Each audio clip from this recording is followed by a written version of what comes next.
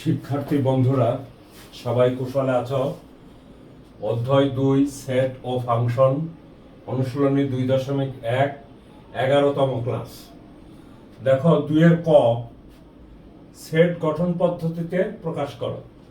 আমার সেটটা হলো 3, 5, 7, 9, 11।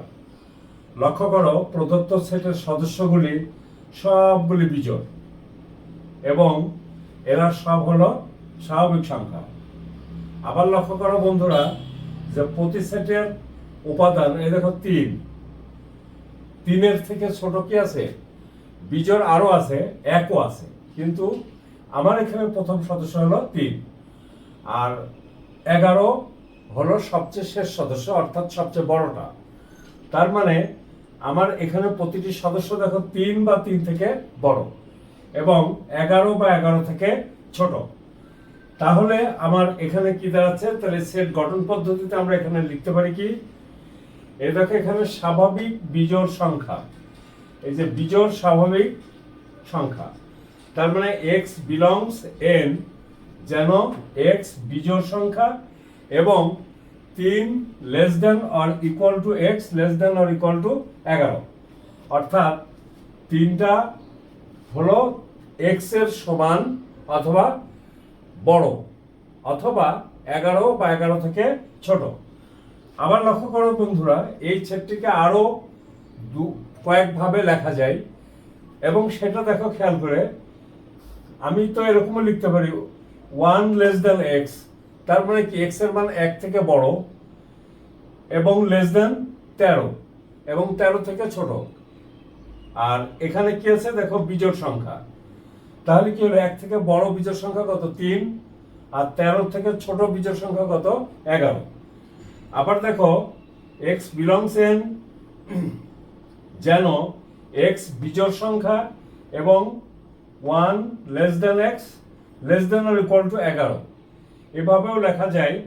আবার দেখো লেখা যায় x বিলংস z প্লাস, মানে কি পূর্ণ সংখ্যা, ধনাত্মক পূর্ণ সংখ্যা, x বিজোড় সংখ্যা এবং 3 less than or equal to x less than or equal to 11। আমরা এই সংখ্যাটা, এই যে প্রদত্ত সেটটাকে সেট গঠন পদ্ধতিতে এভাবে প্রকাশ করতে পারি, এভাবে প্রকাশ করতে পারি, এভাবে প্রকাশ করতে পারি, এভাবে প্রকাশ করতে পারি। তাই তুমি এখানে এটুকু করলেও তোমার ওকে, অথবা এই তিনটার যে কোনো একটা লিখলেও চলবে। তাহলে আমরা দেখো শিক্ষার্থী বন্ধুরা, এই সেটটার গঠন পদ্ধতিতে কিভাবে লিখতে হয়, কেন লিখতে হয়, সেটা নিয়ে আমরা বুঝলাম। দেখো বন্ধুরা, আমরা আরেকটা অঙ্ক করি, সেটার দিকে একটু খেয়াল করো।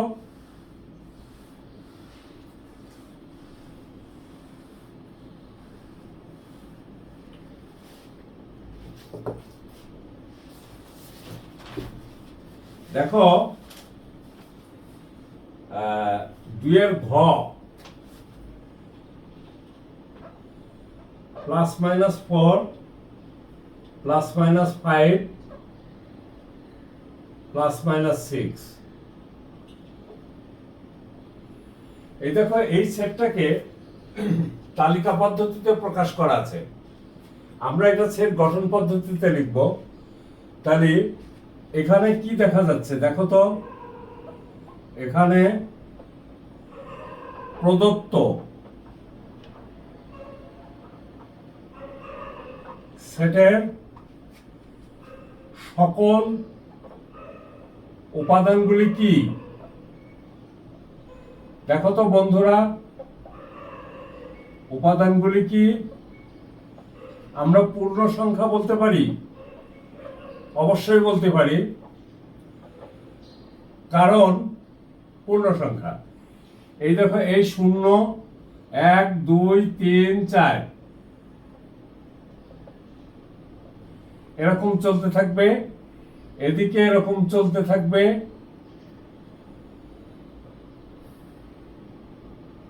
তার মানে ধনাত্মক, ঋণাত্মক ও অঋণাত্মক এই সবগুলি পূর্ণ সংখ্যার সদস্য। এখানে দেখো plus minus 4 plus minus 5 plus minus 6 এগুলি সবই পূর্ণ সংখ্যার সদস্য। আচ্ছা, এখন দেখো বন্ধুরা, তুমি তাহলে এখানে কি করতে পারো, আমি এখানে +-4 দিলাম, +-5 দিলাম, +-6, এটা আমি দিলাম না, এটা দেওয়া আছে। তাহলে প্রদত্ত সেটের সকল উপাদানগুলি কি পূর্ণ সংখ্যা, এবং এই সংখ্যাগুলিকে যদি আমরা বর্গ করি তাহলে কি হয় দেখো তো, উক্ত সংখ্যাগুলির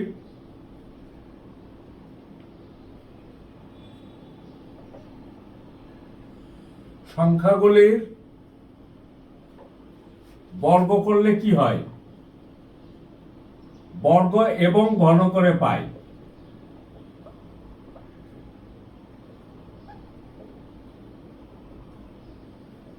কি পাই দেখো তো, যখন x +-4, তাহলে x² +-4 সমান কত, 16। দেখো বন্ধুরা, যখন আমরা বর্গ করলাম তখন আমরা পেলাম হলো কি x +-4, তাহলে x² কত, +-4 তার হোল স্কয়ার। আবার দেখো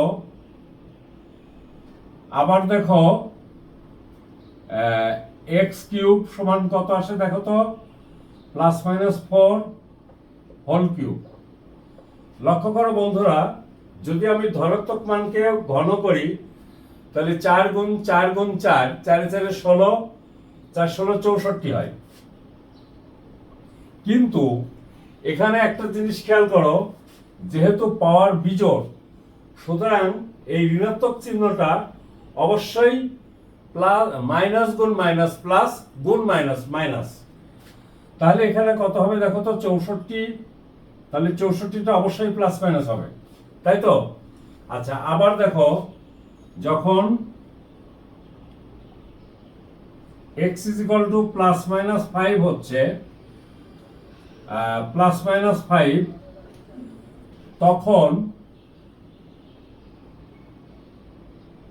তুমি এখানে ইচ্ছা করলে তখন কথাটা লিখেও দিতে পারো, কোনো সমস্যা নাই।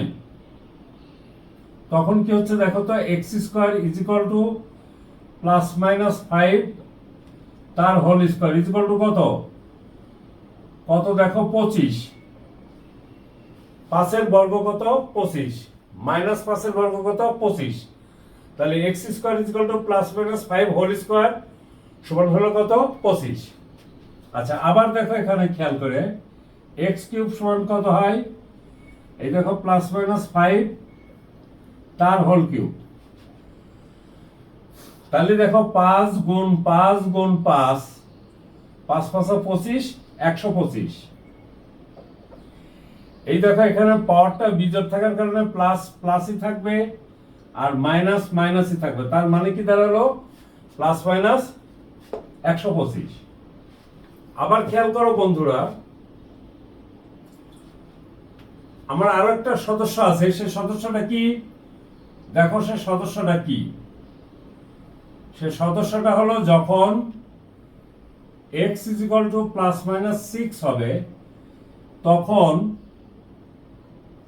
আমরা এটার বর্গ করলে কি দাঁড়াবে, +-6 তার হোল স্কয়ার 6 গুণ 6 কত, 36। আর এটাকে কিউব করলে কত দাঁড়াবে দেখো,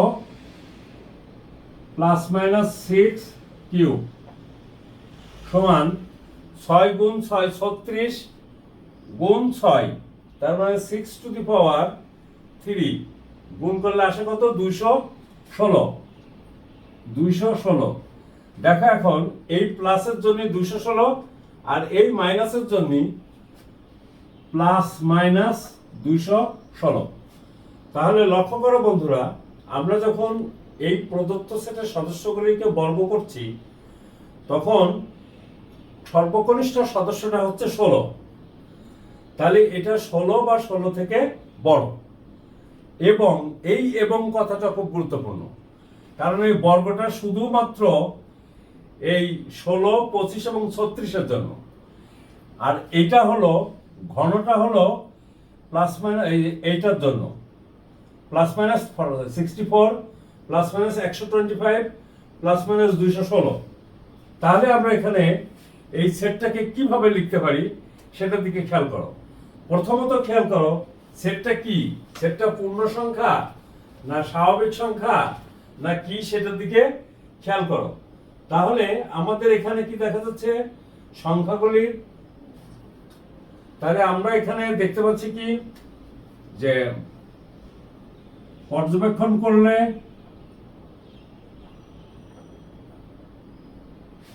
পর্যবেক্ষণ করে পাই সংখ্যাগুলির বর্ণ, পূর্ণ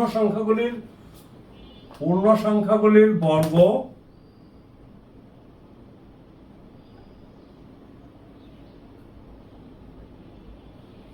বর্গ 16 বা 16 থেকে ছোট, 16 বা 16 থেকে বড়, ছোট তো হবেই না, বড়। দেখো এখানে 16, 25, 36, তাহলে 16 বা 16 থেকে বড় এবং ঘন 64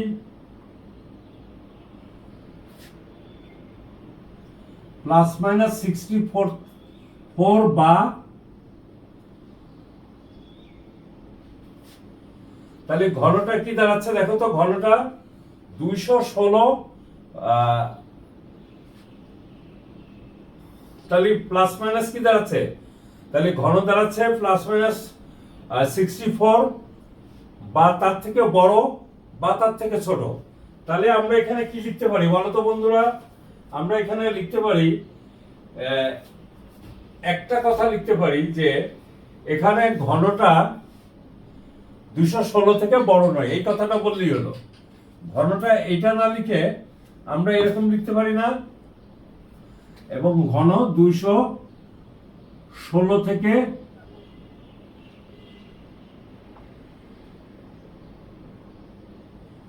বড় নয়। তাহলে 216 থেকে বড় না হলে কি হবে, 216 হবে, 216 থেকে ছোটও হইতে পারে। অতএব আমরা গঠন পদ্ধতিতে কি লিখতে পারি, সেট গঠন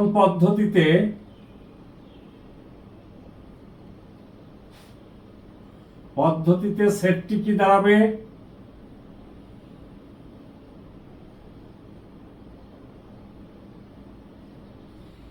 x belongs z। এখানে z ধনাত্মক আছে ঋণাত্মক আছে, সেই জন্য আমরা এখানে দিলাম কি x belongs z, যেন x square greater than or equal to 16, এবং এখানে কিন্তু এবং কথাটা যুক্ত করতে হবে, এবংটা খুব গুরুত্বপূর্ণ একটা কথা, এবং x cube less than or equal to 216। দেখো বন্ধুরা বুঝতে পারলে কিনা, তাহলে আমরা আমাদের কোনো সমস্যা কি হলো, আমাদের কোনো সমস্যা হলো না। তাহলে আমরা যেটা পেলাম সেটা হলো যে সেট গঠন পদ্ধতিতে দেওয়া থাকলে কিভাবে তালিকা পদ্ধতিতে প্রকাশ করা হয়, 1 নম্বরের অঙ্কগুলি। আবার সেট তালিকা পদ্ধতিতে দেওয়া থাকলে গঠন পদ্ধতিতে কিভাবে হবে সেটা আমরা এখানে দেখলাম। তাহলে শিক্ষার্থী বন্ধুরা তোমরা ভালো মতো বুঝতে পারছো। তোমাদের সাথে আমি আরেকটা ব্যাপার শেয়ার করি, যেমন ধরো একের গ এবং 2 ঘ প্রায় একই রকম, একটা গঠন পদ্ধতি আর একটা তালিকা পদ্ধতি আছে। তো বন্ধুরা তোমরা এই সেটগুলি ভালো মতো দেখো, কোথাও কোনো সমস্যা হলে সেটা বলো, কমেন্ট করো, আমি তোমাদের সমস্ত প্রশ্নের উত্তর দিতে বাধ্য থাকবো। বন্ধুরা আবারও বলি, 1 থেকে 9ম ক্লাস পর্যন্ত তোমাদের সেটের বেসিক জিনিসগুলি দেওয়া ছিল, এবং এরপরে আমরা সমস্যাগুলির সমাধানে আসছি। এরপরে আমরা যে সৃজনশীল অঙ্কগুলি করব, সেই সৃজনশীল অঙ্কগুলি করব, তাতে দেখা যাবে এই 1-এর ক খ গ ঘ অঙ্ক থেকে শুরু করে সব অঙ্কগুলি এর ভিতরে চলে আসবে। তো সবাই বন্ধুরা ভালো থাকো, সুস্থ থাকো এবং সবাই সবাইকে দোয়া করো। Thank you, by.